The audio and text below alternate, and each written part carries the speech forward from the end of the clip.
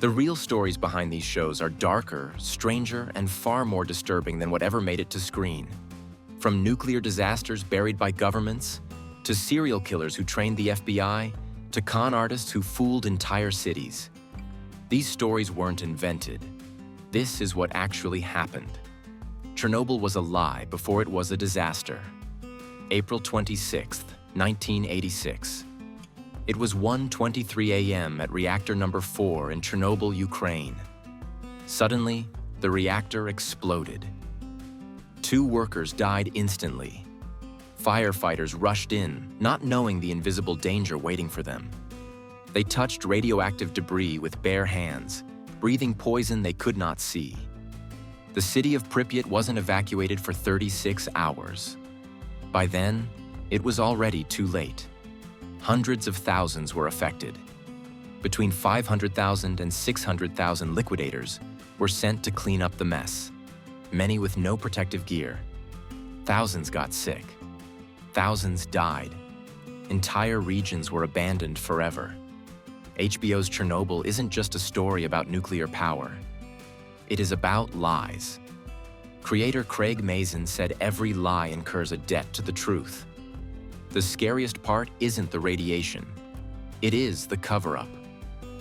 To make the story clear, the show created one scientist, Ulana Komyuk, to represent dozens of real Soviet scientists who risked their lives to uncover the truth. In real life, teams of investigators were spread across cities, but TV needed one voice. The compression works, and the truth stays intact. Time is sped up. Months become days. Medical collapse happens faster. Political decisions arrive immediately. Reality was messier, slower, more confusing, but the fear, that was real. Doctors say the show's depiction of radiation sickness is one of the most accurate ever filmed. Skin blistering, organs failing, bone marrow collapsing. Firefighters truly didn't know what they were facing. Their uniforms stayed radioactive. Families were exposed. Miners dug tunnels in unbearable heat, stripped down, knowing they might die. Scientists, nuclear experts, and historians all confirmed it felt real. Former Soviet citizens agreed.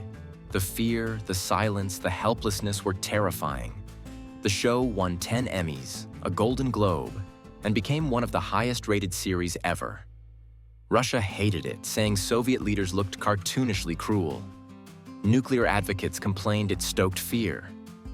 And yes, the death toll is still debated. But viewers, especially Reddit users from Eastern Europe, said the same thing. This didn't feel like fiction. After it aired, tourism to Chernobyl exploded. And here's the truth that sticks. Lies spread faster than radiation. Systems protect themselves, not people. Ordinary workers pay the price. The most terrifying part? It could have killed thousands more, all because no one was willing to tell the truth. Mindhunter's killer dialogue is word for word real. In the late 1970s, 2 FBI agents did something no one thought made sense. John Douglas and Robert Ressler started talking to serial killers. They visited men like Edmund Kemper, Jerry Brudos, Charles Manson, and Dennis Rader. At the time, most people thought it was insane. Profiling was unscientific, morbid, and a waste of money. But Douglas and Ressler believed they could understand why killers kill. These interviews would go on to create modern criminal profiling. They shaped risk assessment, interrogation strategies, and techniques still used by police today. Netflix's Mindhunter tells this story, but with some changes. Holden Ford, the main agent, is far more unstable than the real John Douglas. He's awkward, emotionally raw, sometimes reckless. Real Douglas was calm, confident, and methodical. TV needed drama. But here's the chilling truth. Much of what the killers say on the show is nearly word for word from real FBI transcripts. Edmund Kemper's calm, precise, terrifyingly normal manner? That's real. The actor studied him, copying his posture, his gestures, even how he paused when he spoke. The series also nails the resistance Douglas and Ressler faced. Bureaucrats doubted them. Funding was scarce. Many feared that profiling was dangerous. The FBI tolerated it, but rarely embraced it. The BTK subplot shows the limits. Dennis Rader sent taunting letters for decades. The FBI didn't catch him during the show's timeline. Not because profiling failed. He was only caught in 2005 after sending a computer disk. The show quietly admits that profiling isn't magic. David Fincher's direction makes silence scarier than music. Static cameras, slow movements, emotional distance.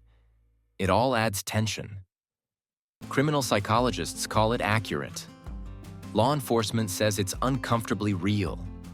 Critics warned it glorifies killers, but the show never lets you forget the danger. Some viewers say it's too clinical, too cold, but that's intentional. Profiling is flawed, messy, sometimes vague, and the show doesn't hide that. Netflix paused it indefinitely. Too expensive, too slow to make. Fans still talk about it.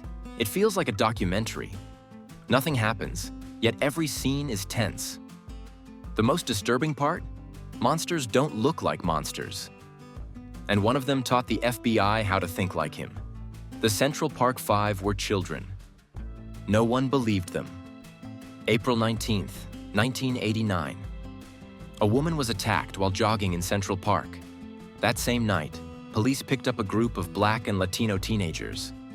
They were Antron McCrae, 15, Kevin Richardson, 14, Yusuf Salam, 15, Raymond Santana, 14, and Corey Wise, 16. They would later be called the Central Park Five. From the start, things were wrong.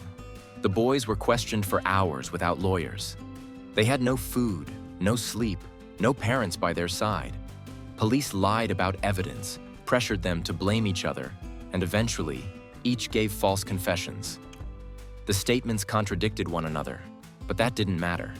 There was no DNA linking them to the crime. Medical evidence didn't match. Conflicting stories piled up. Still, they were convicted. Some were sent to juvenile detention. Corey, the oldest, was tried as an adult. He endured 12 years in prison, extreme isolation, abuse, and never once falsely implicated his friends. Everything changed in 2002. A convicted serial killer named Matias Reyes confessed. His DNA matched the crime scene. He acted alone. The boys had nothing to do with it. Their convictions were vacated. They were finally exonerated. Netflix's When They See Us, created by Ava DuVernay in 2019, tells their story. Most of the dialogue comes directly from court transcripts. Interrogation scenes are accurate. Courtroom arguments, media coverage, and even the pressure the boys faced were true to life. Timelines were condensed, and some characters merged for clarity, but the facts never changed. Corey Wise gets an entire episode devoted to him, giving him back the humanity the system tried to erase. Gerald Jerome, who played him, won an Emmy for capturing that pain and strength. The series sparked controversy. Former prosecutor Linda Fairstein claimed it misrepresented her.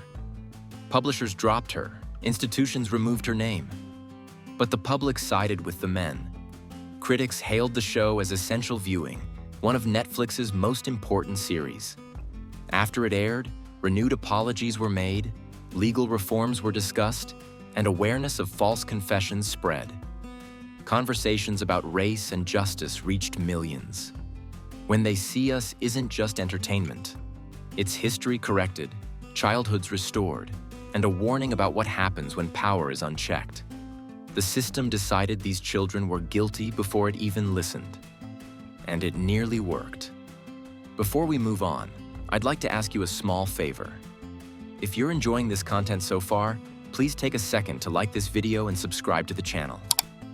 Over 98% of you watch these videos without subscribing. Imagine what we could accomplish if everyone subscribed. We all thank you for your continued support. Anna Delvey Cond, An Entire City with Confidence. From 2013 to 2017, Anna Sorokin pretended to be a wealthy German heiress living in New York City. She rented luxury apartments, sometimes using fake deposits. She claimed she would fund a $22 million arts club. She scammed hotels, banks, and even friends. She lived like a millionaire with no money at all. Everything she did was calculated. She cultivated exclusivity, made influential contacts, and radiated confidence in a life that didn't exist. Her scams caused millions in losses, but she rarely seemed afraid of being caught. Netflix's Inventing Anna, created by Shonda Rhimes and based on Jessica Pressler's article, tells her story. The series is stylized, full of charm, audacity, and even comedic beats. It shows social satire and the allure of ambition. For the sake of the story, some victims were merged and events rearranged. Most of the dialogue was fictionalized, and confrontations were heightened. But the core of her deception stayed true. Anna's obsession with status symbols is accurate. The hotels she stayed at, the parties she attended, the locations, they all existed. Her manipulation of banks, friends, and social circles largely mirrors reality. Her arrest and trial are shown faithfully. She was convicted of theft and grand larceny. She received 4 to 12 years in prison, was fined $24,000, ordered to pay restitution, and deported. Julia Garner, who played her, perfectly captured Anna's charisma and cold calculation. The cinematography highlights the contrast between illusion and reality, showing how easily people can be fooled. Critics noted the series explores class, privilege, and how society rewards the appearance of wealth more than the reality. But some warn the show romanticizes Anna. The people she scammed suffered. Hotels went unpaid, friends were betrayed, and banks lost money. Some of the comedic moments never happened, softening the true consequences. When the series aired, the question, "Who is Anna Delvey?" went viral. It sparked conversations about elite circles, how confidence can override scrutiny, and how social systems can fail when appearances fool everyone. Interviews after her release show Anna remains unapologetic. She still believes she did nothing wrong. The series is a warning. Perception can be more powerful than truth.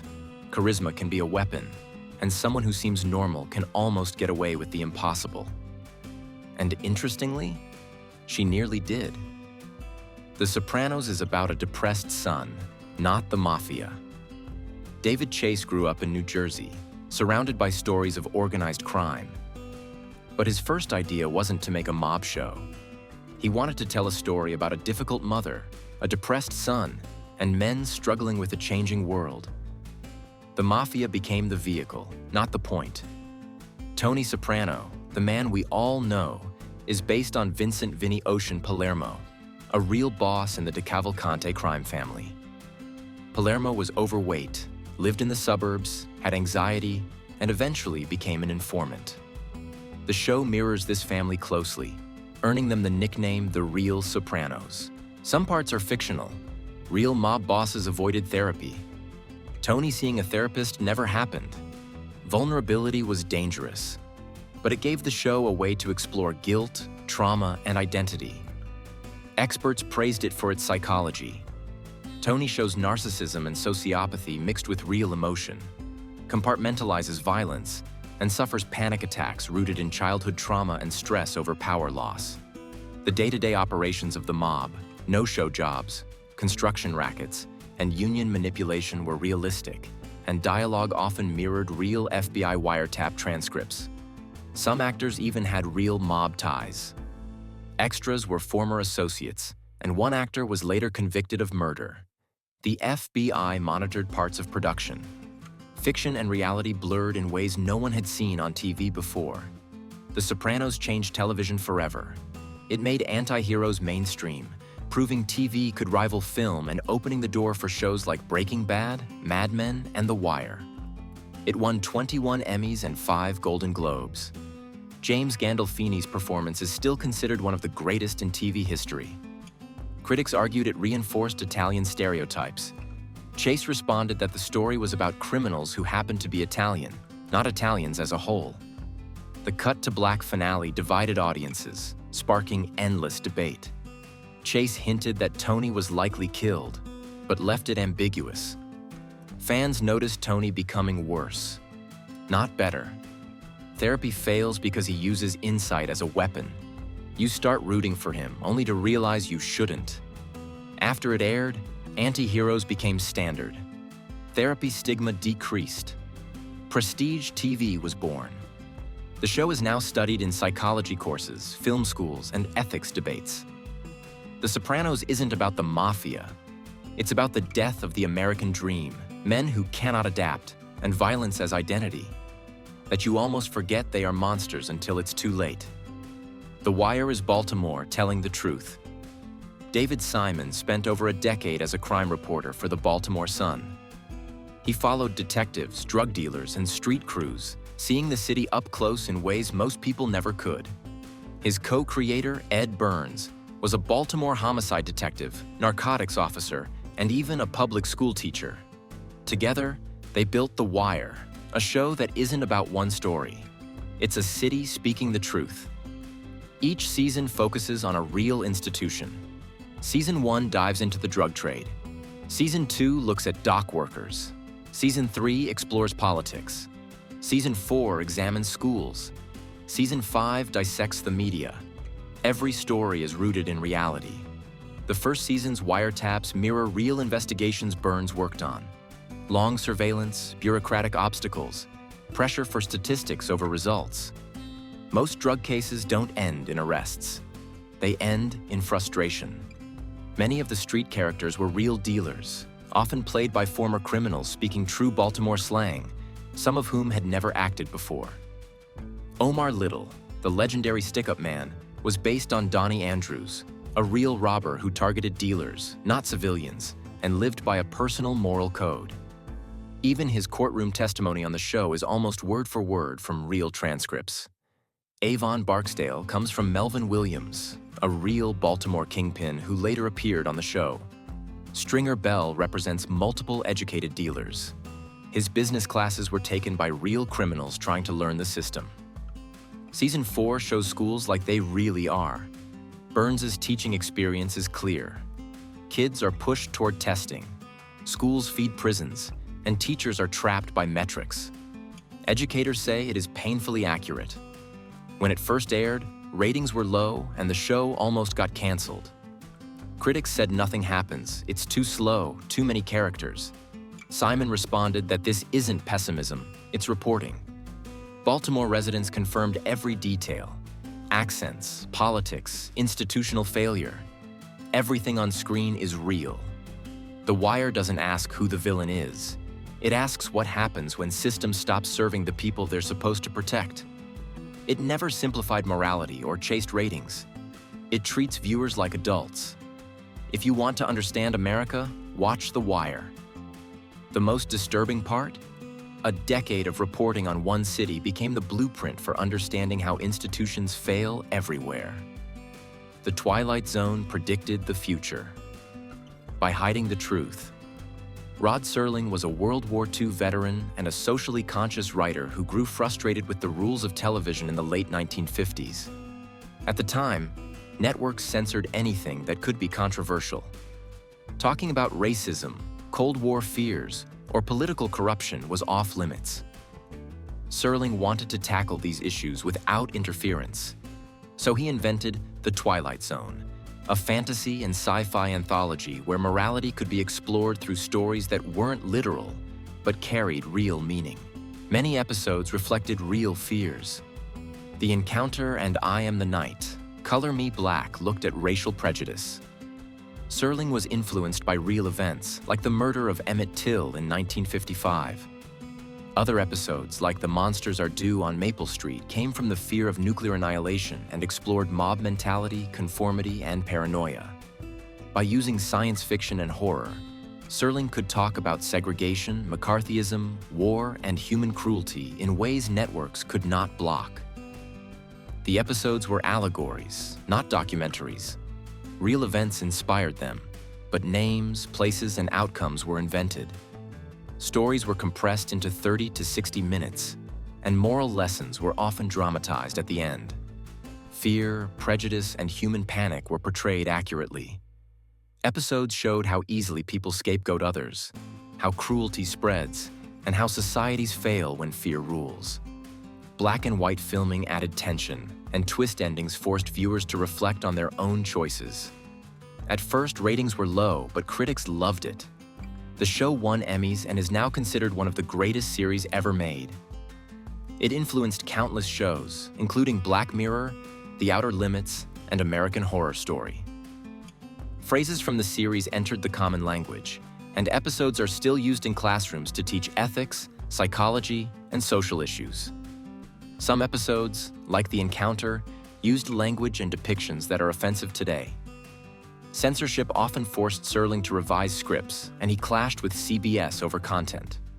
Critics argued that the fantasy format sometimes simplified complex social issues, but fans praised the moral depth and the twist endings. The show predicted societal problems decades before they became mainstream topics. The Twilight Zone proved that television could entertain while teaching important lessons. Serling turned fantasy into a mirror, showing the consequences of human choices and biases better than facts ever could. The most disturbing part? The monsters in the Twilight Zone were never the aliens or monsters on the screen. They were always us, the people, reflecting our fear, our prejudice, and our failures. Which of these shows would you never have guessed is based on a real story? Would you survive in the world of The Wire? If you enjoyed watching, don't forget to hit that like and subscribe button and drop us a note in the comments letting us know what you want to see us do next.